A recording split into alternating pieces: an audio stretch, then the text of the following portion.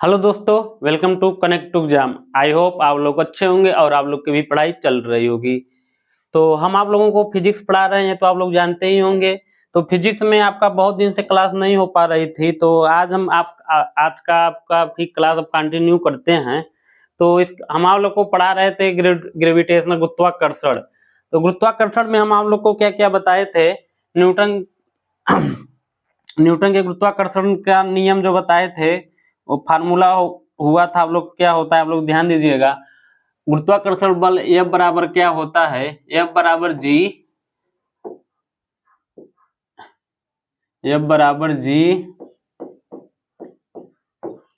m1 into m2 upon R square. यह क्या है, यह गुरुत्वाकर्षण का नियम, न्यूटन का गुरुत्वाकर्षण नियम। तो इस फार्मूला और यह F क्या है, गुरुत्वाकर्षण बल है। F क्या है, यहाँ पे F क्या है, गुरुत्वाकर्षण ग्रेविटेशनल फोर्स है। F आपका क्या है, ग्रेविटेशनल फोर्स है। ये आपको हम पिछली क्लास में बताए थे, ग्रेविटेशनल फोर्स है। तो यह न्यूटन का जो गुरुत्वाकर्षण नियम था, नियम में क्या बताया गया था, दो द्रव्यमानों के मतलब कोई मतलब बाहरी बल कार्य, मतलब गुरुत्वाकर्षण बल जो कार्य करता है, दो द्रव्यमानों के गुणनफल के अनुक्रमाती और उनके बीच के दूरी के व्युत्क्रमानुपाती होता है। मतलब क्या आप लोग को बताए थे, F बराबर F proportional m1 into m2, और दूसरा आप लोग को बताए थे F बराबर, तो यहाँ इनवर्सनली प्रोपोर्शनल होगा 1/r²। मतलब दो द्रव्यमानों को जो गुरुत्वाकर्षण बल होता है, दो द्रव्यमानों के गुणनफल के अनुक्रमाती। ब्रह्मांड में ये क्या है, गुरुत्वाकर्षण बल काम करता है। ये पूरे ब्रह्मांड में आप लोगों के गुरुत्वाकर्षण बल कार्य करता है। सबसे क्षीण बल होता है, सबसे कमजोर बल होता है। तो उसको न्यूटन साहब ने कुछ नियम दिया, गुरुत्वाकर्षण का जो बल है उसका नियम दिया। दो द्रव्यमानों के गुणनफल के अनुक्रमानुपाती, उनके बीच की दूरी के, मतलब दो जो पिंड है, तो इनके जो द्रव्यमान है, मान लेते हैं m1 और या क्या है m2 है। इनके द्रव्यमानों के गुणनफल के अनुक्रमानुपाती, इनके जो बीच की दूरी है, इनकी क्या होता है, व्युत्क्रमानुपाती होता है। तो हमें यह बराबर जी m1 इंटू m2 अपन r² की प्राप्ति हुई। जहां जी एक नियतांक है, कैपिटल जी एक नियतांक है, जिसे सार्वत्रिक गुरुत्वाकर्षण नियतांक बोलते हैं। मतलब यह क्या है, सार्वत्रिक गुरुत्वाकर्षण नियतांक मतलब यह जो कैपिटल जी है, यह पूरे ब्रह्मांड में मतलब निश्चित है। ये जो कैपिटल जी है पूरे ब्रह्मांड में निश्चित है। इसका मान होता है 6.67 गुणे 10 के पावर माइनस 11 और आपका क्या होगा, न्यूटन इंटू मीटर स्क्वायर प्रति किग्रा स्क्वायर। यह आपका जी, कैपिटल जी का मान है सार्वत्रिक गुरुत्वाकर्षण नियतांक। यह पृथ्वी में सभी जगह एक ही काम करता है, कैपिटल जी। और आप लोग को हम क्या बताए थे, स्मॉल जी। यह क्या है, यह गुरुत्वीय त्वरण है। स्मॉल जी क्या है, गुरुत्वीय त्वरण है। यह हर जगह एक समान नहीं रहता है। आप लोग का त्वरण को हम चैप्टर में बताए थे, इसकी पिछली क्लास अगर आप लोग न देखे होंगे तो आप लोग देख लीजिएगा। जो गुरुत्वीय त्वरण आप लोग को बताए थे, स्मॉल जी। आप लोग को थोड़ा सा यहाँ बता देते हैं। जो स्मॉल जी होता है, पृथ्वी पर कुछ और होता है, मतलब पृथ्वी मतलब यह भिन्न भिन्न जगह पर भिन्न भिन्न होता है। और जो कैपिटल जी होता है, यह समान होता है, चाहे यहाँ हो, चाहे चंद्रमा पे हो, चाहे जहाँ हो, पूरे ब्रह्मांड में यह कैपिटल जी का मान एक समान होता है। और यह कैपिटल जी न्यूटन साहब ने दिया, लेकिन इसका जो मान है, मान हेनरी कैवेंडिश नामक वैज्ञानिक ने दिया। और जो स्मॉल जी है, गुरुत्वीय त्वरण है। जो स्मॉल जी है, क्या है, गुरुत्वीय त्वरण। इसका मान होता है 9.8 मीटर प्रति सेकेंड स्क्वायर। 9.8 मीटर प्रति सेकेंड स्क्वायर होता है। और आप लोग को हम क्या बताए थे पिछली क्लास में, आप लोग देख लीजिएगा अगर ना समझ में आया हो तो। और स्मॉल जी का मान 9.8 मीटर प्रति सेकेंड स्क्वायर होता है। मान लेते हैं F बराबर एक और मात्रक होता है, F बराबर m इंटू जी होता है। तो जी का मान यहाँ से भिन्न होता है, एक निकलता है F अपान m। तो इसको हम बोल सकते हैं न्यूटन इंटू न्यूटन प्रति, यहाँ ये m है तो इसका तो होगा किग्रा, न्यूटन प्रति किग्रा। जो स्मॉल जी का जो द्रव्यमान है, इसका कितना मान होगा, न्यूटन प्रति किग्रा होगा। और जो कैपिटल जो स्मॉल जी का संबंध फार्मूला एक आता है, वो क्या होता है, आप लोग ध्यान दीजिएगा। जी बराबर जी एम मतलब जी m1 मान लेते हैं अपान r²। कैपिटल जी और स्मॉल जी में संबंध है, या कैपिटल जी और स्मॉल जी में संबंध है। और आप लोग को हम क्या बताए थे, जो जी का मान होता है वह आप लोग को, जैसे पृथ्वी तल एक दीर्घवृत्ताकार होता है, तो ये यहाँ एक मान लेते हैं केंद्र है, यह क्या है, यह पोल्स है, यह पोल्स होता है, भूमध्य, देखिए भूमध्य होता है। तो पृथ्वी तल पर जो भूमध्य रेखा होती है, भूमध्य रेखा का मान जो स्मॉल जी का मान होता है यहाँ न्यूनतम होता है। स्मॉल जी का मान जो भूमध्य रेखा पर न्यूनतम होता है और ध्रुवों पर मैक्सिमम मतलब महत्तम होता है। और स्मॉल जी के मान अगर आप पृथ्वी से ऊपर जाएंगे तो कम होगा, मतलब घटेगा, और पृथ्वी तल से नीचे जाएंगे तो भी घटेगा। आप लोग को हम पिछली क्लास में बताए थे। और आप लोग को हम क्या बताए थे, और जो स्मॉल जी होता है वह इनवर्सली प्रोपोर्शन होता है घूर्णन गति के। घूर्णन गति का मतलब क्या होता है, पृथ्वी अपना एक खुद का चक्कर लगाती है। घूर्णन गति क्या होता है, पृथ्वी अपना गति खुद का चक्कर लगाती है, तो मतलब गति जितना अधिक होगा उतना ही स्मॉल जी का मान कम होता जाएगा, और अगर गति कम होता जाएगा तो स्मॉल जी का मान बढ़ता जाएगा, क्योंकि यह इन्वर्सल मतलब व्युत्क्रमानुपाती होता है, मतलब ठीक उल्टा होता है। और आप लोग को क्या बताए थे हम, और आप लोग को हम कच्छी चाल बताए थे। कच्छी चाल मतलब क्या होता है, आप लोग ध्यान दीजिएगा। जैसे क्या है, इस पृथ्वी पर चंद्रमा क्या है, एक उपग्रह है। और किसका उपग्रह है, पृथ्वी एक ग्रह है, तो चंद्रमा क्या है, इस पृथ्वी का एक उपग्रह है। तो उपग्रह मतलब यह चंद्रमा भी चक्कर लगाता है, किसका चक्कर लगाता है, ग्रह का चक्कर लगाता है। तो चक्कर लगाने के लिए उसकी कुछ चाल चाहिए, तो उस चाल को मेंटेन बनाने के लिए उसे कच्छी चाल कहते हैं। मतलब पृथ्वी तल से पृथ्वी त्वरण में जाने की, मतलब पृथ्वी त्वरण से ही पृथ्वी का चक्कर लगाने के लिए एक आपको चाल की आवश्यकता होगी, जिसे बोलते हैं कक्षीय चाल। जिसे बोलते हैं कक्षीय चाल या कक्षीय वेग भी बोलते हैं, कक्षीय वेग। और यह कक्षीय वेग क्या होता है, भी ऑर्बिटल वेलोसिटी भी बोल सकते हैं आप इसको। अंडर रूट इसका मान होता है जी_आर, अंडर रूट में जी_आर मान होता है। और जो कक्षीय वेग होता है यह कितना होता है, कक्षीय वेग होता है 7.9 किलोमीटर प्रति सेकंड स्क्वायर, किलोमीटर प्रति सेकंड स्क्वायर। मतलब अगर आपको पृथ्वी का चक्कर लगाना है तो आपको मतलब पृथ्वी से ठीक बाहर, जैसे यह क्या है, आप लोग ध्यान दीजिएगा,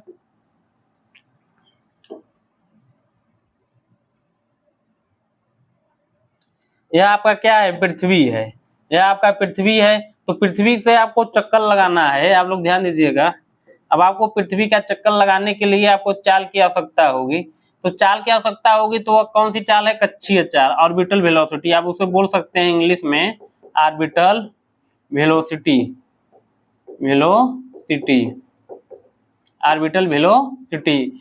तो पृथ्वी के चक्कर लगाने के लिए आपको पृथ्वी से मतलब उपग्रह का जो चक्कर लगाता है तो उसको चाल चाहिए, उसको कक्षीय चाल, ऑर्बिटल वेलोसिटी बोलते हैं। और कक्षीय चाल बराबर क्या होता है, मतलब भी ऑर्बिटल बराबर अंडर रूट में स्मॉल जी इंटू आर। मतलब जो कक्षीय ऑर्बिटल वेलोसिटी है वह त्रिज्या पर निर्भर करता है, मतलब जितना अधिक त्रिज्या होगी उतना अधिक चाल उसको लेना पड़ेगा। मतलब पृथ्वी से अगर आप बाहर निकलेंगे और इसका मान पृथ्वी के लिए आया है भी ऑर्बिटल बराबर 7.9 किलोमीटर प्रति सेकंड, मतलब अगर आप एक सेकंड में 7.9 किलोमीटर प्रति से आप जाएंगे तो ठीक पृथ्वी के मतलब यहाँ पे आप पृथ्वी के ठीक बाहर आप चक्कर लगाएंगे, और इससे आपका कम होगा, आप गिर जाएंगे, मतलब उपग्रह क्या होगी, जो गिर जाएगी।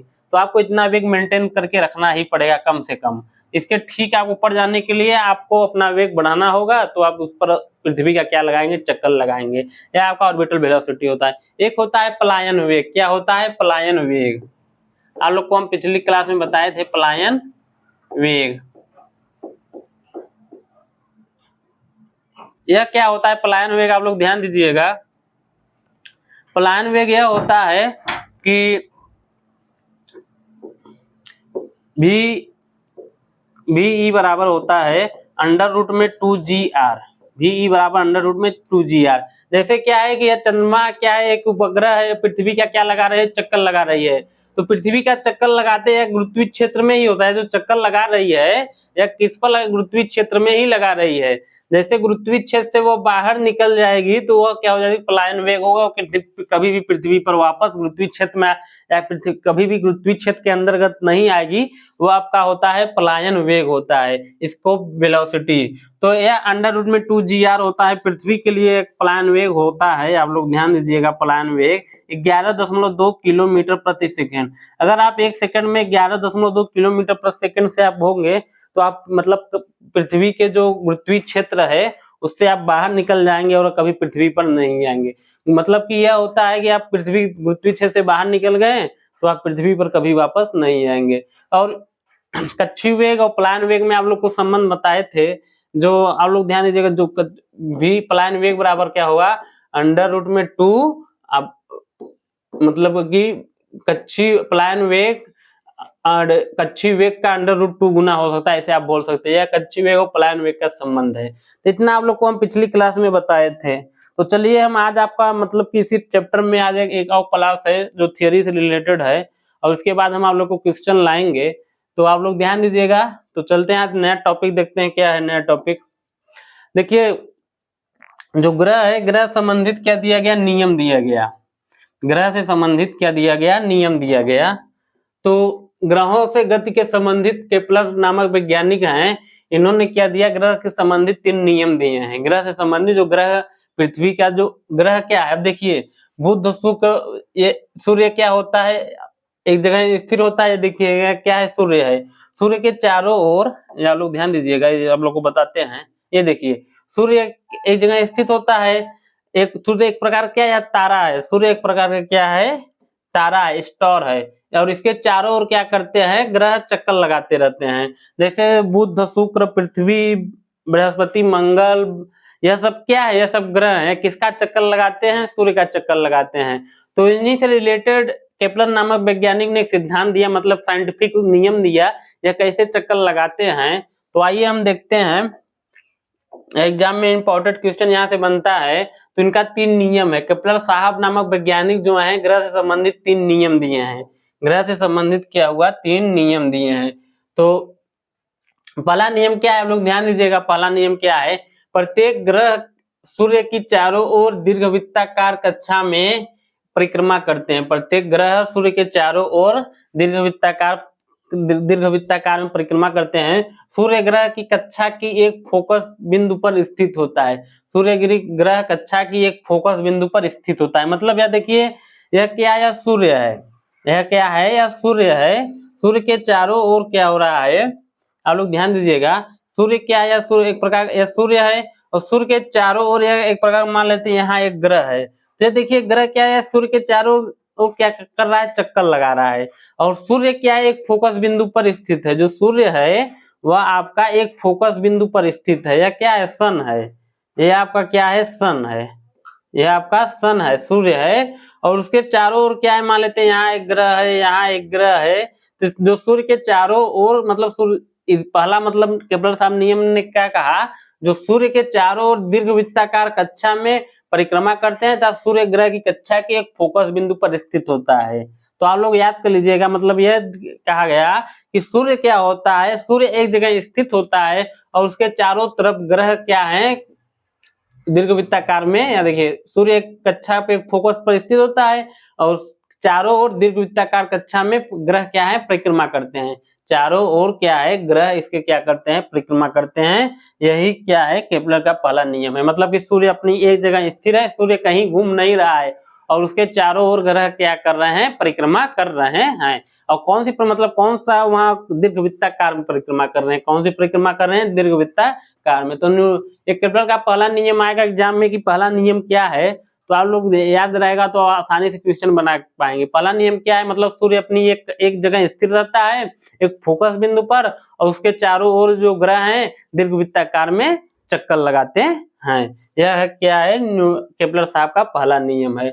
और दूसरा नियम देखिए क्या है, दूसरा नियम यह है कि प्रत्येक ग्रह का क्षेत्रीय वेग नियत रहता है। प्रत्येक ग्रह का क्षेत्रीय वेग नियत रहता है। प्रत्येक क्या है, ग्रह का क्षेत्रीय वेग नियत रहता है। इस और जब अर्थात मतलब जब ग्रह सूर्य के निकट होता है तो उसका वेग बढ़ जाता है, और जब वह दूर रहता है तो उसका वेग कम हो जाता है। इसका मतलब यह है, यह देखिए यह क्या है, आपका सन है। यह क्या है, सन।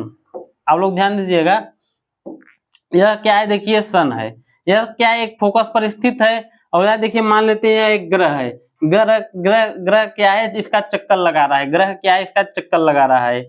लेकिन देखिए क्या होता है, जब इसके नजदीक आता है, मान लेते हैं यहाँ नजदीक आ गया, जब इसके नजदीक आता है तो उसका वेग क्या होता है, बढ़ जाता है। यहाँ देखिए फास्टर लिखा है। जब वो नजदीक आता है तो इसका वेग बढ़ जाता है, और जैसे सूर्य से दूर होगा ग्रह का वेग क्या होगा, देखिए स्लोअर लिखा है मतलब कम हो जाता है। यहाँ क्या होगा, तेज रहता है, यहाँ इसकी गति, जो ग्रह की गति है यहाँ पर तेज होती है, और यहाँ पे क्या होती है मतलब स्लो हो, मतलब धीमा हो जाती है। यहाँ स्लो बोल सकते हैं, धीमा बोल सकते हैं, धीमा हो जाती है। यहाँ देखिए क्या कहा गया, क्षेत्रीय वेग क्या है, नियत रहता है। इसका मतलब यह है कि ग्रह जो है सूर्य के जब निकट होता है तो उसकी गति में, इसकी वेग में क्या होती है, तेज हो जाती है, इसकी वेग बढ़ जाती है। अब जब ग्रह सूर्य से दूर होता है तो उसकी वेग क्या हो जाती है, कम हो जाती है। यह केपलर साहब का दूसरा नियम है। पहला नियम क्या था कि सूर्य अपनी एक कक्षा पर स्थित है, उसके चारों ओर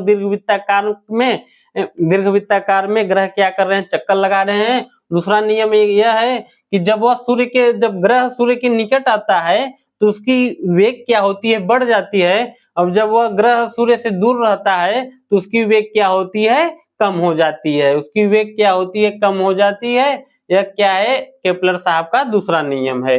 उसकी वेग जब वह दूर रहती है तो क्या होती है, उसकी वेग कम हो जाती है, और जब नजदीक रहती है तो उसकी वेग क्या होती है, बढ़ जाती है। यह किसका, केपलर साहब का दूसरा नियम है। और तीसरा नियम देखिए क्या है, इसका मतलब समझ लिए कैसे होता है, आप लोगों को बताते हैं। देखिए जैसे मान लेते हैं यह दीर्घवृत्ताकार है, और यहाँ बीच में देखिए सूर्य स्थित है। मान लेते हैं यहाँ सूर्य स्थित है, यहाँ मान लेते हैं सूर्य स्थित है, और यह एक प्रकार का, यह क्या है, ग्रह है। यह क्या है, ग्रह है। तो ध्यान दीजिएगा, देखिए क्या होता है कि जैसे यहाँ पास आएगा, सूर्य के जैसे पास आएगा वो तेज चलेगा, और जैसे यहाँ पर आएगा स्लो हो जाएगा। दूसरा नियम देखिए, जैसे सूर्य के पास पहुंचा तो तेज हो जाएगा, जैसे सूर्य के पास पहुंचेगा तो यह ग्रह क्या है, तेज हो जाएगी, और जैसे यहाँ देखिए दूर हो रहा है सूर्य से, वह स्लो हो जा रही है। मान लेते हैं क्या है, सन है, यह क्या है, सूर्य है, यह क्या है, सूर्य है, और यह क्या है, ग्रह है। यह क्या है, आपका ग्रह है, यह ग्रह है। तो देखिए जैसे ये पास आएगा, जैसे ये पास आएगा तो ठीक वह तेज हो जाएगी, और जैसे यह दूर होगा वह स्लो हो जाएगी। जैसे पास आएगा तो तेज हो जाएगी, जैसे दूर होगा तो स्लो हो जाएगी। तो यह केपलर साहब का क्या है, दूसरा नियम है। यह केपलर साहब का क्या है, दूसरा नियम है कि जैसे सूर्य क्या होता है, अपनी फोकस बिंदु पर स्थित है, और जब वह ग्रह क्या होती है, जब सूर्य के नजदीक आती है तेज हो जाती है, और जब वह ग्रह सूर्य से दूर होता है तो स्लो हो जाती है। या केपलर साहब का कौन सा नियम था, दूसरा नियम था। तो आप लोग समझ गए होंगे दूसरा नियम भी। अब तीसरा नियम देखते हैं क्या है। तीसरा नियम देखिए, सूर्य के चारों ओर ग्रह एक चक्कर जितने समय में लगाता है, मतलब लगाते हैं, उसे उसका परिक्रमण काल कहते हैं। मतलब यह कहा जा रहा है, आप लोग ध्यान दीजिए, देखिए ये क्या है, सूर्य है, सूर्य के चारों ओर ये देखिए क्या है, ये आपका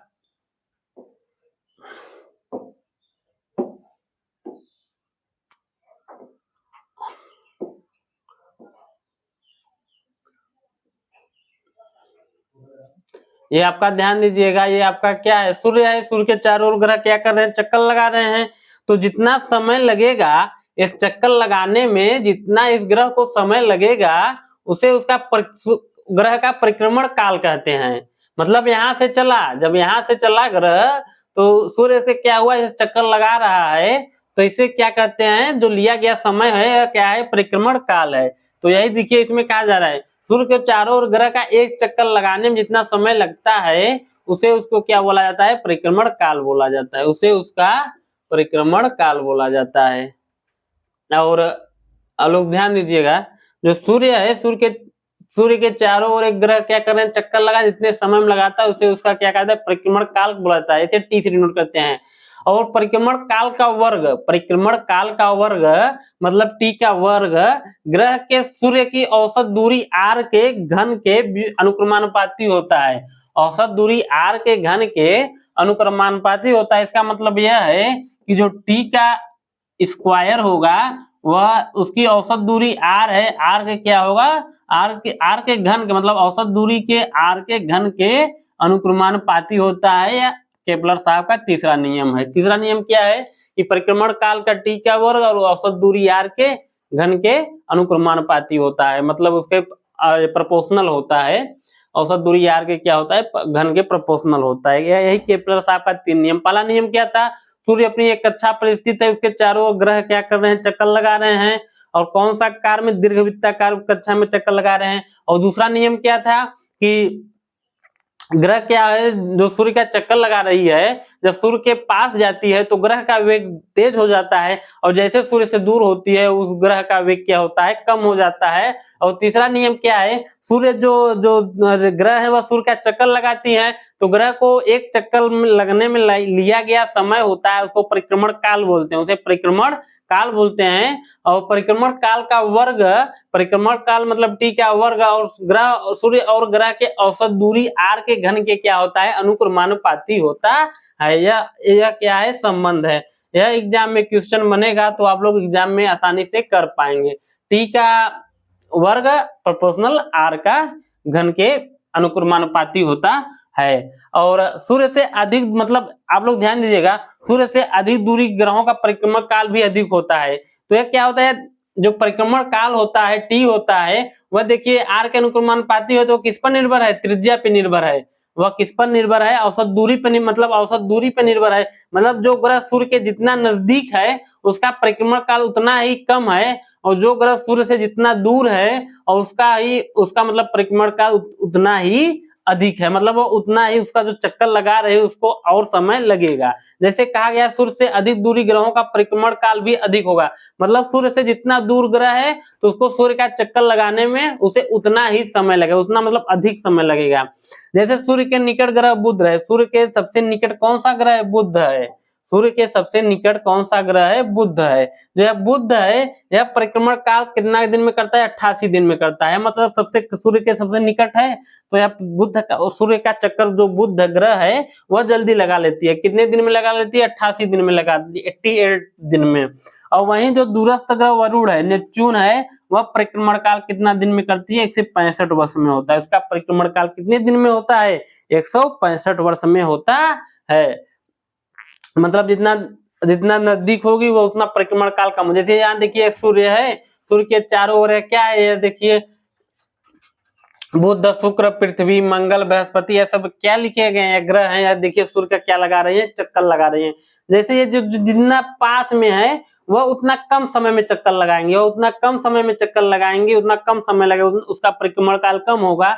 और ये जितना दूर है, देखिए लास्ट वाला सबसे दूर है नेपच्यून, आप लोग को बताए थे। वरुण जो है, अरुण वरुण मतलब जो यह और ज्यादा इसका चक्कर लगाने में समय लेगी। तो यह था आपका केपलर का जो ग्रह के संबंधित ग्रह के गति के संबंधित 3 नियम है। यह एग्जाम में इसे क्वेश्चन बन आता ही आता है, आपको जरूर एग्जाम में क्वेश्चन को मिलेगा, एक शिफ्ट में नहीं दूसरे शिफ्ट में, कोई ना कोई शिफ्ट से। अब देखिए चैप्टर तो अधिक है, क्वेश्चन आपका तो 40 ही बनेगा, उसी में फिजिक्स केमिस्ट्री आपका बायोलॉजी भी रहेगा, तो कोई ना कोई आपके स्टेज में, मतलब वो फर्स्ट शिफ्ट या सेकेंड शिफ्ट में ये सब क्वेश्चन आसानी से बन सकता है। अगर आप क्वेश्चन उसमें आ जाएगा तो आप लोग आसानी से क्वेश्चन बना पाएंगे। और चलिए आगे देखते हैं क्या है। तो आगे देखिए लिफ्ट में व्यक्ति का भार, आपको केपलर के संबंधित 3 नियम बता दिए हैं, जो नियम है उससे एग्जाम में क्वेश्चन बनता है। तो लिफ्ट में व्यक्ति का भार आप लोग को पहले थोड़ा सा ओवरव्यू देते हैं। आप लोग को हम पहले बताए थे द्रव्यमान और भार, आप लोग को पिछली क्लास में बताए थे द्रव्यमान और भार। थोड़ा सा आप लोग फिर से ध्यान दे लीजिए। द्रव्यमान क्या होता है, मॉस, और आप लोग को और क्या बताए थे, भार। थोड़ा इधर लिखते हैं।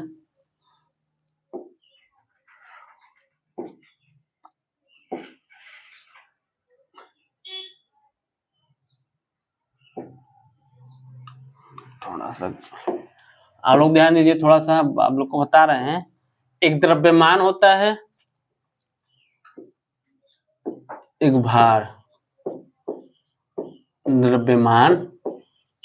द्रव्यमान को इंग्लिश में क्या बोलते हैं, मॉस, और एक क्या है, भार, इसको क्या बोलेंगे, वेट।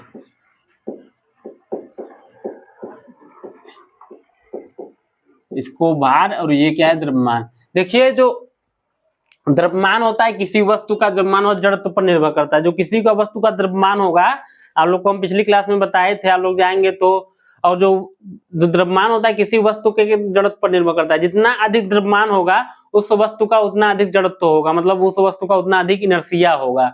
और जो द्रव्यमान है यह पृथ्वी पे कहीं भी आप रहेंगे यह एक निश्चित रहता है, यह बदलता नहीं है। जो द्रव्यमान होता है यह क्या है, कहीं बदलता नहीं है। इसका मात्रक क्या होता है, केजी होता है। आप लोग को बताए थे एसआई यूनिट इसका क्या होगा, केजी में होगा या ग्राम में होगा। यह कभी बदलता नहीं है। अगर आप चाहे चंद्रमा पे हो, चाहे चंद्रमा पे, चाहे आप चंद्रमा पे चले जाएं, चाहे आप मंगल पर चले जाएं, आप कहीं भी ग्रह पे चले जाएंगे, उस वस्तु का द्रव्यमान क्या होगा, एक ही होगा। लेकिन जो भार है यह बदलता है। यह भार क्या है, यह बदलता है। भार का मतलब क्या होता है, भार एक प्रकार का बल है। भार जैसे पृथ्वी क्या होती है, अपने प्रति कोई वस्तु को आकर्षित करती है, जो आकर्षित हो वो करती है, तो वो आकर्षित जब करती है तो उसमें क्या होता है, इस भार को क्या होती है, आकर्षित करती है, वो क्या होती है, भार होता है। वह क्या होता है, भार। भार F बराबर क्या होता है, m इंटू जी। यह क्या होता है, यह भार बराबर m इंटू जी। यह वस्तु के क्या होती है, मतलब यह वस्तु का जो भार होता है, जो वस्तु का भार एक प्रकार क्या होता है, बल होता है। वस्तु का जो भार होता है एक प्रकार का बल होता है। और बल बराबर आप लोग जानते हैं F बराबर क्या होता है, m इंटू ए। और जब पृथ्वी पे जानते हैं गुरुत्वीय त्वरण काम करता है, तो एक क्या है, त्वरण है, तो इसमें क्या होगा, F बराबर m इंटू जी हो जाएगा। m इंटू जी, F बराबर m इंटू जी। इसका मात्रक, भार का मात्रक क्या होता है, भार का मात्रक क्या होगा, भार का मात्रक होगा न्यूटन। भार का मात्रक क्या होगा, न्यूटन। और यह पृथ्वी पर अलग अलग होता है। यह मतलब कहीं जैसे जी का मान बदलेगा, जी का मान बदलेगा तो भार का मान बदल जाएगा। जैसे जी का मान बदला, यहाँ तो द्रव्यमान भी है और जो गुरुत्वीय त्वरण वो भी है, जी है, स्मॉल जी भी है। और जैसे जी का मान बदला तो आप लोग को बताए थे कि पृथ्वी पर क्या होता है, जी का मान भूमध्य पर क्या होता है और ध्रुव पर क्या होता है। पृथ्वी से ऊपर जाएंगे जी का मान घटेगा, पृथ्वी से नीचे जाएंगे जी का मान घटेगा। घूर्णन गति का तेज होगी तो जी का मान क्या होगा, घट जाएगा। घूर्णन गति कम होगी तो जी का मान बढ़ जाएगा। और ध्रुवों पर क्या होता है, जी का मान कम होता है, अधिक होता है ध्रुवों पर। और भूमध्य रेखा पर जी का मान क्या होता है, कम होता है। तो जैसे मतलब आप जाएंगे उससे जो भार का मान, जब जी का मान बदलेगा तो भार का मान भी बदल जाएगा। लेकिन जो आपका द्रव्यमान है यह मान कभी भी बदलता नहीं है। तो आप लोग, हमें आशा होगा आप द्रव्यमान और भार समझ पाए होंगे। तो आप लिफ्ट में, आपको बताते हैं लिफ्ट में भार। लिफ्ट में जो भार होता है, पहला जो लिफ्ट में व्यक्ति का भार होता है वह कैसे कैसे डिनोट करता है, आप लोग ध्यान दीजिएगा। देखिए जो लिफ्ट में व्यक्ति का भार, weight of body in lift, जैसे जैसे लिफ्ट, आप लोग लिफ्ट में बैठे होंगे तो लिफ्ट क्या होती है, ऊपर और नीचे जाती है। तो उसमें क्या होता है, कभी कभी आप लोग महसूस किए होंगे कि जब लिफ्ट ऊपर जाती है तो भार बढ़ा हुआ प्रतीत होता है, लिफ्ट नीचे आती है तो भार घटा हुआ प्रतीत होता है। और कभी कभी लिफ्ट की जो डोरी, आप लोग सुने होंगे, लिफ्ट कभी टूट जाती है तो आपका भार क्या होता है, भारहीन महसूस होता है। आपको भार का पता ही नहीं चलेगा, आपकी हमारा मतलब भार भी है, कि हम लोग का भार भी है। तो लिफ्ट में व्यक्ति का भार, पहला देखिए क्या है, पहला मतलब इसको 5-6 टॉपिक में बांटा गया है, 5-6 तरीके से, मतलब कैसे जब आप कैसे कैसे आप भार को, लिफ्ट में व्यक्ति का भार घटता बढ़ता है। तो आप लोग जो लिफ्ट में भार होता है, जब ऐसे आप लोग आप लोग कोई एक, आप लोग जानते होंगे कि जो पृथ्वी है हमें एक गुरुत्वीय त्वरण से आकर्षित करती है। तो एक वह भार जो बल, जिस बल से आकर्षित करती है, तो आप लोग को हम बताएं अभी, F बराबर क्या आप लोग को, F बराबर m इंटू जी। यह क्या है, यह भार है, यह पृथ्वी का भार है। जब लिफ्ट में बैठ गए तो पृथ्वी का तो भार लग ही रहा है, लिफ्ट का भी कुछ भार होगा, मतलब उसका भी कुछ बल होगा। तो जो लिफ्ट में भार होगा, W बराबर, लिफ्ट में भार,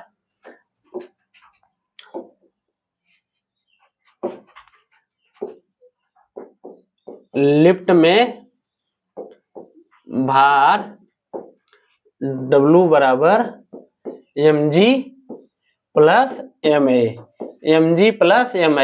यह एक नॉर्मल लिफ्ट में भार होता है, क्योंकि ये जो mg है यह तो पृथ्वी अपने बल से खींच रही है, और जो m इंटू a है यह लिफ्ट का है। यह जो त्वरण है, यह लिफ्ट क्या करती है, रुकती है तुरंत अपनी स्पीड को धीरे धीरे बढ़ाती जाएगी। जैसे ऊपर की तरफ जाएंगे आप 20 तल्ले पे 30 तल्ले पे मतलब बिल्डिंग में जाएंगे।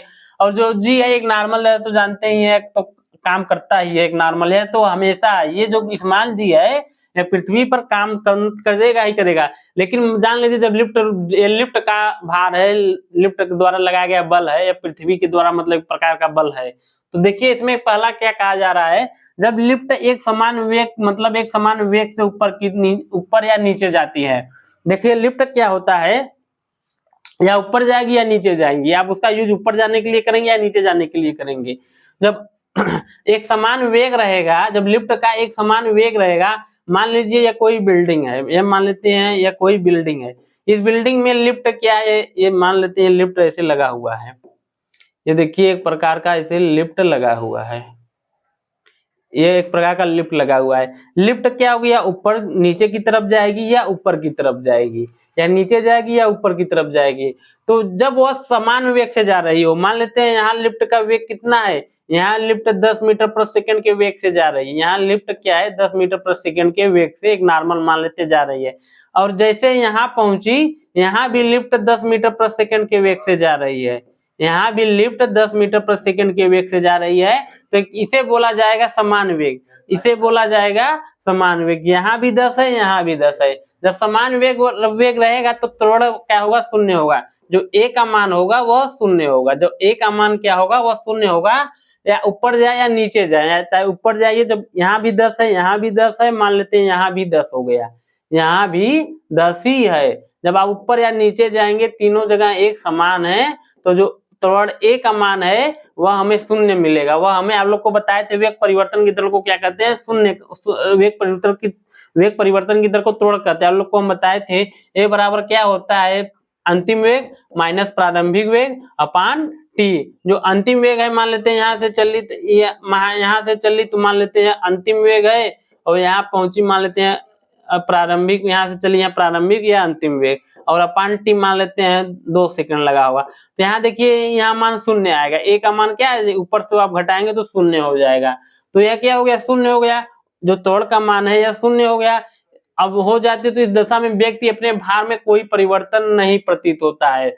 देखिए अब जो लिफ्ट में भार होता है, लिफ्ट में भार W बराबर, अभी आप लोग को हम क्या बताएं, लिफ्ट में जो भार होता है W बराबर होता है mg plus ma, mg plus m into ए।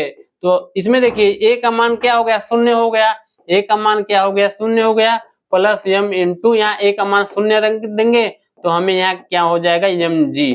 W बराबर हमें यहाँ क्या मान मिलेगा, m इंटू जी। W बराबर हमें यह मान मिला। तो आप लोग जानते होंगे जो G होता है, या जो W बराबर mg होता है, पृथ्वी पर क्या होता है, गुरुत्वीय त्वरण आप लोग जानते हैं, तो काम करता ही है। या जो भार होता है, या लिफ्ट काम करे या न करे तो काम करेगी, इतना हम लोग सामान्य महसूस करते ही हैं। यह जो भार है, जो बल है, हम लोग महसूस नहीं कर पाते हैं, तो इतना मतलब काम करता ही है।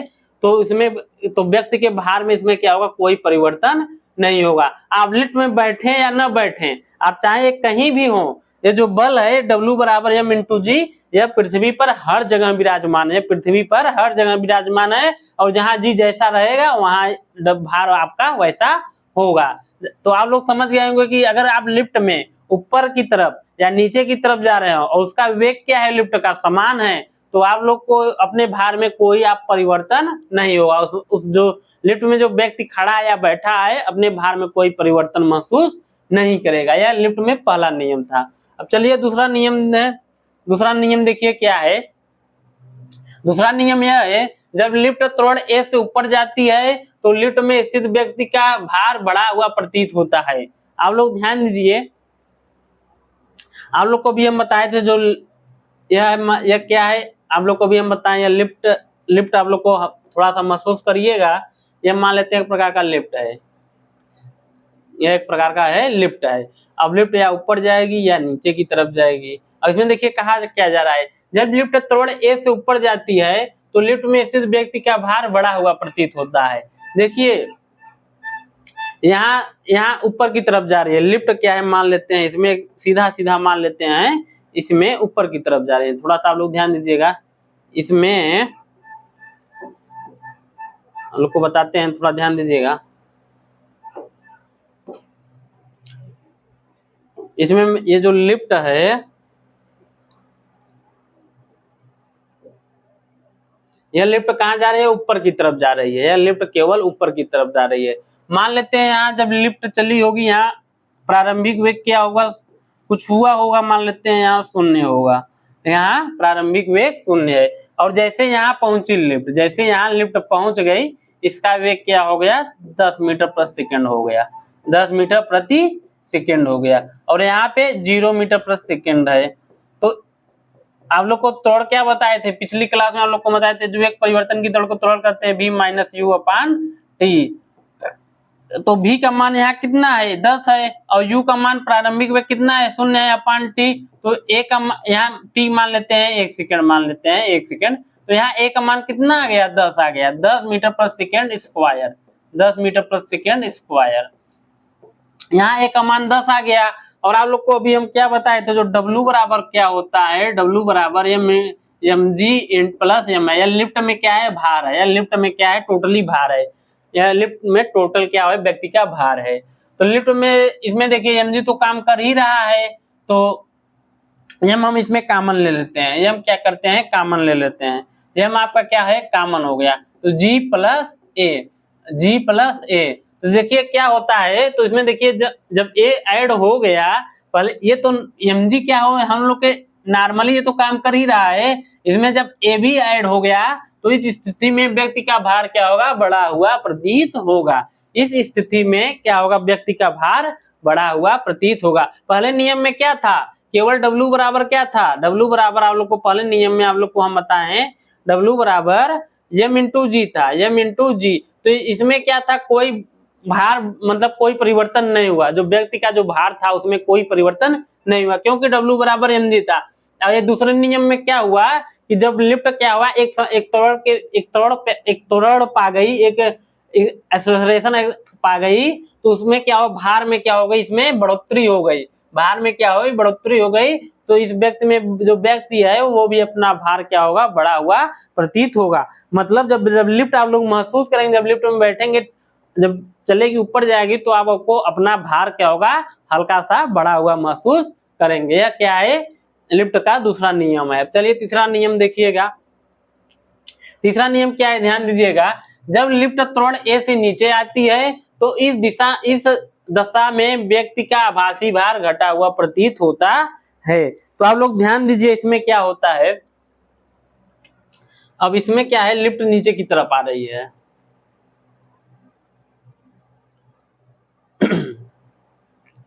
मान लेते हैं यहाँ पे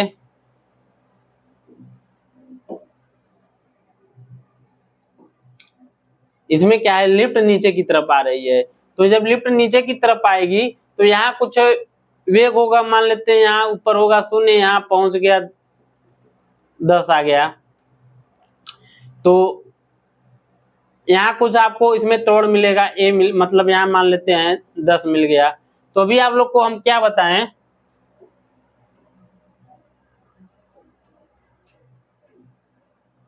तो आप लोग ध्यान दीजिएगा। जब यहाँ प्रारंभिक वेग से चलेगी, जब यहाँ प्रारंभिक वेग से चलेगी, तो मान लेते हैं यहाँ प्रारंभिक वेग यहाँ 20 मीटर प्रति सेकंड है। यहाँ 20 मीटर प्रति सेकंड है। और जैसे यहाँ पहुंची, यहाँ पहुंच गई, तो यहाँ होगा आपका अंतिम वेग। अंतिम वेग ये मान लेते हैं 10 मीटर प्रति सेकंड, मतलब यहाँ आते आते मान लेते हैं 10 मीटर प्रति सेकंड हो गई। तो आप लोग को अभी अब क्या बताए? v a बराबर v minus you upon T. तो v का मान कितना है? v का मान 10 है। और अंतिम प्रारंभिक वेग का मान कितना है? 20 है। अपान टी का मान लेते हैं 1 मान लेते हैं। तो हमें a बराबर यहाँ हमें माइनस में प्राप्त होता है, -10 मीटर प्रति सेकेंड स्क्वायर।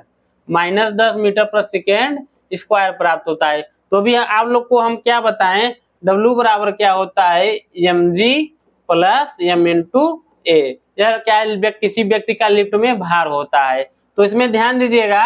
तो इसमें देखिए क्या होगा कि जो यहाँ a है, त्वरण है, यहाँ देखिए माइनस में आ गया। त्वरण क्या है? माइनस में आ गया। तो इसमें क्या आप लिखेंगे? mg minus m into a।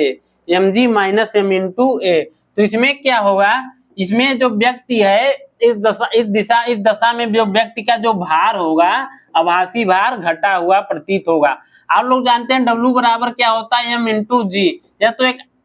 यह तो काम करता ही करता है, जब इसमें माइनस हो जाएगा तो इसमें क्या है, यह भी वैल्यू क्या होगी, घट जाएगी। ये जो mg वैल्यू है यह भी क्या होगी, घट जाएगी। इस दशा में क्या होगा, व्यक्ति का जो भार है वह क्या होगा, भार घटा हुआ प्रतीत होगा, घटा हुआ प्रतीत होगा, घटा हुआ प्रतीत होगा, प्रतीत होगा। इस दशा में जो व्यक्ति का भार है घटा हुआ प्रतीत होगा। तो आप यह भी समझ रहे, आप लोग को 3 नियम, पहला नियम क्या था, जब समान वेग से जा रही हो तो उसमें त्वरण क्या होगा, शून्य काम करेगा, तो भार में, व्यक्ति के भार में कोई परिवर्तन नहीं होगा। दूसरा नियम क्या बताएं, जब त्वरण ए कोई वेग में, उसमें वेग में क्या होगा, कहीं कम था कहीं ज्यादा, तो त्वरण उसमें ए उत्पन्न हो गया। जब त्वरण ए उत्पन्न हो गया उसमें क्या होगा, व्यक्ति का भार जो ऊपर की तरफ जा रहे हो तो बढ़ा हुआ प्रतीत होगा। और तीसरा नियम क्या है, जब त्वरण ए नीचे की आदि दशा में व्यक्ति का, जब त्वरण ए से लिफ्ट नीचे की तरफ आ रही हो, इस दशा में व्यक्ति का जो भार है वह क्या होगा, घटा हुआ प्रतीत होगा। यहाँ देखिए W बराबर क्या होगा, mg माइनस एम ए। तो mg माइनस एम ए होगा तो इसमें इस दशा में व्यक्ति का भार क्या होगा, घटा हुआ प्रतीत होगा। क्योंकि आप लोग को क्या बताया, W बराबर m इंटू जी, यह तो एक काम करता ही करता है। चलिए चलते हैं तीसरे नियम पे। चौथा नियम, तीसरा तो हो गया, चौथा नियम देखिए क्या है। चौथा नियम आप लोग ध्यान दीजिएगा, यदि नीचे आते वक्त लिफ्ट की डोरी टूट जाए, यदि नीचे आते वक्त लिफ्ट की डोरी टूट जाए, लिफ्ट के नीचे आते वक्त, जब लिफ्ट क्या होगी, नीचे आते वक्त लिफ्ट की डोरी टूट जाती है तो वह मुक्त वस्तु की भांति नीचे गिरेगी, अर्थात व्यक्ति अपना भार शून्य प्रतीत होगा। तो आप लोग ध्यान दीजिएगा इसमें क्या होता है,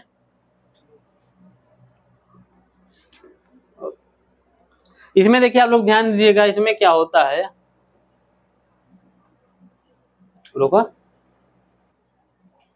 आप लोग ध्यान दीजिएगा, आप लोग को 3 नियम बता दिए हैं। चौथा नियम क्या है, देखिए मान लेते हैं या कोई लिफ्ट है, या कोई लिफ्ट है, लिफ्ट थोड़ा सा बना दे रहे हैं, इमेज करिएगा, ये तो ओरिजिनल लिफ्ट नहीं है, लेकिन आप लोग ध्यान दीजिएगा।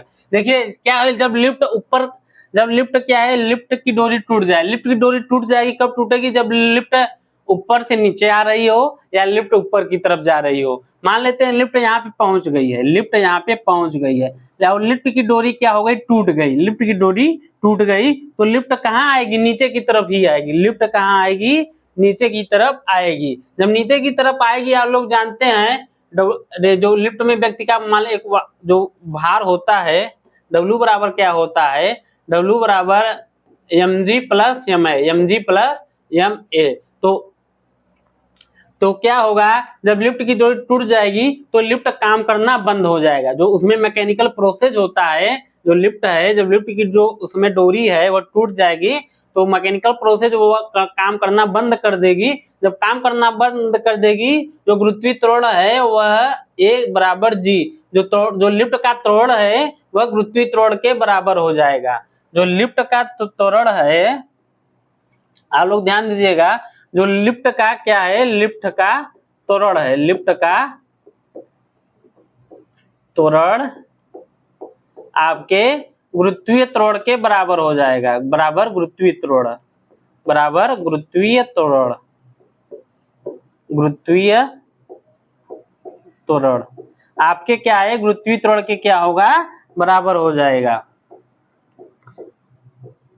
गुरुत्वीय त्वरण के बराबर हो जाएगा। जो लिफ्ट का त्वरण है वो आपका गुरुत्वीय त्वरण के बराबर हो जाएगा, अर्थात ए बराबर आपका क्या हो जाएगा, ए बराबर जी, ए बराबर आपका जी हो जाएगा। तो इस दशा में अर्थात व्यक्ति अपना भार क्या होगा, ए बराबर जी हो जाएगा।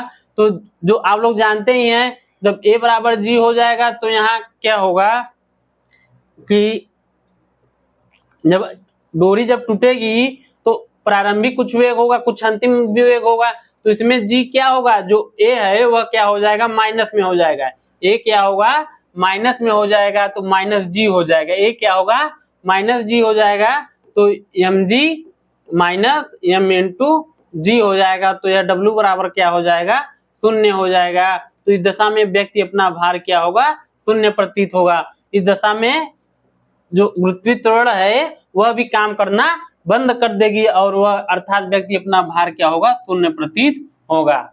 इस दशा में व्यक्ति अपना भार शून्य प्रतीत होगा। तो पहला आप लोग को क्या बताए थे, पहला जब समान वेग से जा रही है तो व्यक्ति अपना भार में कोई परिवर्तन महसूस नहीं होगा। जब तो ए त्वरण से ऊपर की तरफ जा रहे हो व्यक्ति को अपना भार बढ़ा हुआ प्रतीत होता है। जब ए त्वरण से नीचे आ रहे हो तो व्यक्ति अपना भार घटा हुआ प्रतीत होता है। चौथा क्या है, जब लिफ्ट नीचे आते वक्त, कहाँ आते वक्त, नीचे आते वक्त, जब नीचे आते वक्त क्या हो जा रही है, लिफ्ट की डोरी क्या हो रही है, टूट जाएगी। अब यहाँ देखिए क्या होता है, जब लिफ्ट की नीचे आएगी तो यहाँ कुछ वेग से जा रही हो, यहाँ मान लेते हैं प्रारंभिक वेग क्या होगा, कुछ वेग होगा इसमें और कुछ वेग अंतिम वेग होगा। कुछ वेग अंतिम वेग होके आके यहाँ क्या होगी, मान लेते हैं यहाँ प्रारंभिक वेग 20 था, अंतिम वेग आके 0 हो गई। तो देखिए आप लोग को ए बराबर क्या होगा, v minus you upon T होगा। तो यहाँ v का मान कितना है, v का मान 0 है, u का मान कितना है 20 है और t का मान कितना है, मान लेते हैं 1 है। तो यहाँ देखिए a का मान क्या हो गया, माइनस 20 आ गया। तो a का मान इसमें क्या है, माइनस में आए। जब a का मान माइनस, और यह क्या होगा, और g के बराबर हो जाएगा, यह g के क्या होगा, बराबर हो जाएगा। तो तो w बराबर m g minus m a हो, m g minus m g हो जाएगा और 0 हो जाएगा। तो इस व्यक्ति में व्यक्ति का भार 0 हो जाएगा। यह भी आप आसानी से समझ पाए होंगे, जब लिफ्ट नीचे आते वक्त क्या होगी, डोरी टूट जाए। चलिए चौथा पांचवा नियम क्या करते हैं, जब लिफ्ट के नीचे उतरते समय लिफ्ट का त्वरण गुरुत्वीय त्वरण से अधिक हो जाता है तो लिफ्ट में खड़ा व्यक्ति लिफ्ट की फर्श से उठकर उसकी छत पर जा लगेगा। देखिए ये क्या है, जब लिफ्ट नीचे उतरते समय, जब लिफ्ट क्या होता है, नीचे उतरते समय लिफ्ट का गुरुत्वीय त्वरण, तो लिफ्ट का गुरुत्वीय त्वरण से अधिक हो जाए, मतलब a is greater than small g, small a is greater than small g. आपको क्या बताया हम, W बराबर, जो लिफ्ट में क्या होता है, लिफ्ट में जो भार होता है W बराबर एम जी प्लस एम, आप लोग को हम बताए थे। तो इसमें क्या होगा, जो a का मान होगा वह g से क्या, जो a का मान g से भी अधिक हो जाए, जो a का मान होगा वह क्या होगा, g से भी अधिक हो जाएगा। तो इसमें जो खड़ा व्यक्ति है वह फर्श, उससे जो लिफ्ट है उससे क्या होगा, छत से जा लगेगा। यह क्या है, लिफ्ट का पांचवा नियम है। यह क्या है, लिफ्ट का पांचवा नियम है। यह लिफ्ट का पांचवा नियम, मतलब लिफ्ट नीचे उतरते समय लिफ्ट का त्वरण गुरुत्वीय त्वरण से अधिक हो जाएगा तो लिफ्ट में खड़ा व्यक्ति क्या होगा, उसकी फर्श से उठकर उसकी छत पर जा लगेगा। उसकी फर्श से जो है, जो व्यक्ति है वह उठकर क्या होगा, जो लिफ्ट है उसकी छत से जा लगेगा। तो आप लोग यह समझ गए होंगे 5 नियम। पहला नियम क्या था, पहला नियम यह था, जब समान वेग से जा रही हो तो त्वरण वहां 0 हो जाएगा। जब त्वरण 0 होगा तो लिफ्ट में व्यक्ति का भार में कोई परिवर्तन नहीं होगा। और दूसरा नियम क्या था, दूसरा नियम जब लिफ्ट ए त्वरण से ऊपर की तरफ जा रहे हो तो व्यक्ति का भार क्या होगा, बढ़ा हुआ प्रतीत होगा। तीसरा नियम क्या था, जब लिफ्ट ए त्वरण से नीचे की तरफ आ रहे हो तो व्यक्ति का भार घटा हुआ प्रतीत होगा। और चौथा नियम क्या था, जब लिफ्ट नीचे आते वक्त उसकी डोरी टूट जाएगी तो व्यक्ति का जो भार होगा लिफ्ट में वह 0 होगा। और पांचवा नियम क्या था, पांचवा नियम ये आपका है, जब लिफ्ट नीचे उतरते समय लिफ्ट का त्वरण गुरुत्वीय त्वरण से अधिक हो जाए, जो लिफ्ट का त्वरण है गुरुत्वीय त्वरण से इज ग्रेटर देन डी हो जाए तो जो व्यक्ति होगा वह लिफ्ट के फर्श से उठकर उसकी छत से, मतलब जो छत होता है उसकी छत से जा लगे। यह क्या है, लिफ्ट के 5 नियम है। ये लिफ्ट के 5 नियम से एग्जाम में क्वेश्चन आता ही आता है। यह लिफ्ट के 5 नियम से एग्जाम में क्वेश्चन बनता ही बनता है। अगर यह आप समझ गए होंगे तो एग्जाम में आप आसानी से क्वेश्चन बना पाएंगे। तो आप, हमें आशा होगा या आप लोग समझ गए होंगे। तो चलिए चलते हैं अगले टॉपिक पर। अगला टॉपिक क्या है, अगला टॉपिक देखिएगा क्या है, एक आपका टॉपिक छूट गया था जो स्मॉल जी से संबंधित है। देखिए इसमें क्या कहा गया है कि चंद्रमा के गुरुत्वीय त्वरण स्मॉल जी का मान। देखिए चंद्रमा आप लोग पृथ्वी पर आप लोग अभी हम क्या बताएं, स्मॉल जी क्या होता है, या गुरुत्वीय त्वरण है, या स्मॉल जी गुरुत्वीय त्वरण है। जो चंद्रमा पर गुरुत्वीय त्वरण होता है स्मॉल जी, वह पृथ्वी के जी का 1/6 गुना होता है। मतलब चंद्रमा पर गुरुत्वीय त्वरण आप ऐसे समझ लीजिए, चंद्रमा पर गुरुत्वीय त्वरण, गुरुत्वीय त्वरण 1/6 आप इंटू मान लीजिए पृथ्वी का गुरुत्वीय त्वरण, पृथ्वी का गुरुत्वीय त्वरण, गुरुत्वीय त्वरण मतलब चंद्रमा का जो गुरुत्वीय त्वरण होता है वह पृथ्वी के गुरुत्वीय त्वरण का 1/6 गुना होता है। मतलब क्या होगा, पृथ्वी का गुरुत्वीय त्वरण अधिक होगा और चंद्रमा का गुरुत्वीय त्वरण क्या होगा, कम होगा। और जिस अभी आप लोग को बताए थे W बराबर क्या होता है, m इंटू जी। W बराबर इंटू जी होता है, या किसी वस्तु का भार होता है, या किसी वस्तु का भार होता है। तो देखिए जो भार होता है यह किस पर निर्भर करता है, गुरुत्वीय त्वरण पर निर्भर करता है, स्मॉल जी पर। जो भार होता है वह गुरुत्वीय त्वरण पर निर्भर करता है। इसी प्रकार जो चंद्रमा पर गुरुत्वीय भार होता है, याद देखिए क्या है, व्यक्ति का भार। चंद्रमा पर व्यक्ति का भार पृथ्वी के व्यक्ति भार का 1/6 गुना होता है। ठीक इसी प्रकार आप ऐसे भी लिख सकते हैं कि चंद्रमा पर व्यक्ति का भार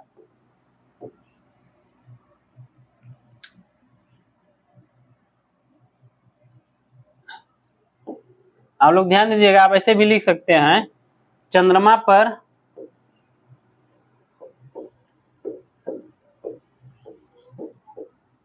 व्यक्ति का भार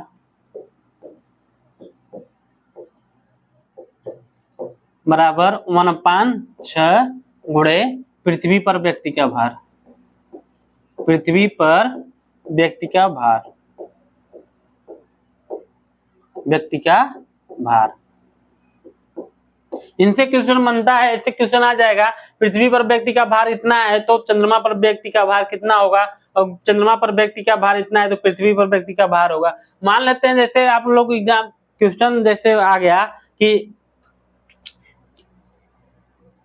पृथ्वी पर कोई वस्तु है उसका भार, पृथ्वी पर कोई वस्तु है उसका भार कितना है, उसका भार मान लेते हैं 600 न्यूटन है।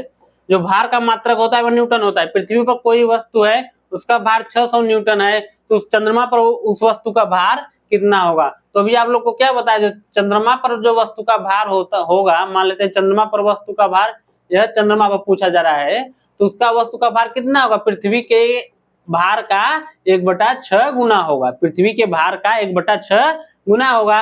तो 6 कैंसिल हो जाएगा, तो चंद्रमा पर कितना भार आ जाएगा, 100 न्यूटन। अगर कोई वस्तु है, वस्तु का पृथ्वी पे भार कितना है, 600 न्यूटन है, तो आपका चंद्रमा पर वह व्यक्ति का भार कितना हो जाएगा, 100 न्यूटन हो जाएगा। आपका उस जो व्यक्ति का भार है कितना हो जाएगा, 100 न्यूटन हो जाएगा। या ऐसे भी एग्जाम में क्वेश्चन बनता है कि एक वस्तु का द्रव्यमान, एक वस्तु का द्रव्यमान, आप लोग ध्यान दीजिएगा, एक वस्तु का द्रव्यमान मान लेते हैं, एक वस्तु का द्रव्यमान 10 केजी है, एक वस्तु का द्रव्यमान, और क्वेश्चन आप लोग देखिएगा, एक वस्तु का द्रव्यमान कितना है, एक वस्तु का द्रव्यमान कितना है, एक वस्तु का द्रव्यमान 10 केजी है। एक वस्तु का द्रव्यमान 10 केजी है, तो पृथ्वी पर इसका भार कितना होगा, तो पृथ्वी पर इसका भार कितना होगा, पृथ्वी पर इसका भार कितना होगा, इसका भार कितना होगा, कितना होगा।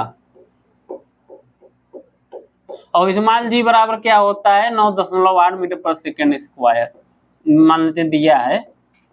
तो आप लोग क्या बताए हैं कि जो भार होता है W बराबर क्या होता है, W बराबर होता है m इंटू जी। जो भार है वह W बराबर क्या होता है, m इंटू जी। तो W बराबर आपको क्या बताएं, जो m है, m का मान दिया है, m का मान कितना दिया है, m का मान दिया है 10 केजी, 10 केजी, और g का मान दिया गया है 9.8। जो W बराबर क्या होगा 98 न्यूटन होगा। जो वस्तु का भार होगा कितना होगा 98 न्यूटन होगा। अगर यहीं से पूछ लिया जाए कि चंद्रमा पर इसका भार कितना होगा, चंद्रमा पर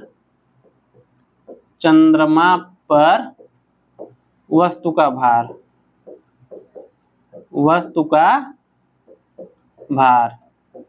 चंद्रमा पर वस्तु का जो भार होगा वह पृथ्वी के भार का 1/6 गुना होगा। 1/6 इंटू 98 न्यूटन। तो आप इसे 98/6, अब इसको हल करेंगे तो जो भी मान आएगा इसका इतना न्यूटन होगा। या क्या है, यह पृथ्वी पर, यह किस पर भार है, पृथ्वी पर वस्तु का भार,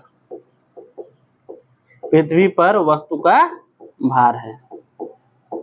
यह किस पर भार है, पृथ्वी पर, और यह किस पर भार है, चंद्रमा पर। चंद्रमा पर जो है पृथ्वी के भार का 1/6 गुना होगा, और गुरुत्वीय त्वरण भी पृथ्वी के गुरुत्वीय त्वरण का 1/6 होगा।